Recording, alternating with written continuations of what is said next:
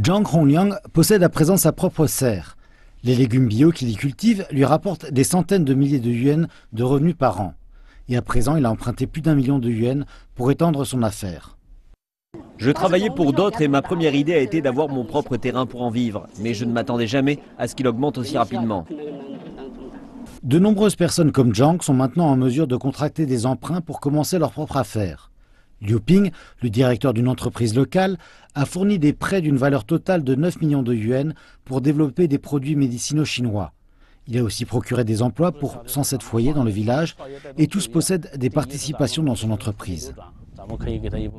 Les prêts sont garantis et assurés, donc le risque est très bas. Et le gouvernement offre des subventions pour couvrir plus de la moitié des intérêts. L'argent est sûr et peu cher.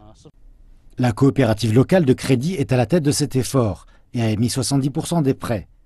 Cela ne demande que quelques jours pour accorder un prêt ici. Des mesures effectives de réduction de la pauvreté permettront aux gens de bâtir de meilleures vies. Ce nouveau mécanisme décuple le financement des différents projets pour le développement de l'économie locale. C'est un stimulus bienvenu. Avec le soutien de banques, des signes de changement et de développement pourraient se retrouver dans l'infrastructure, dans l'agriculture et dans le tourisme.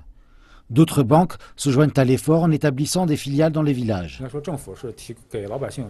Le gouvernement offre un meilleur accès au crédit pour les locaux, à travers un réseau à 3 niveaux du comté au village et à travers une coopération avec les banques. Cela peut réellement fournir des prêts rapides et à bas coût.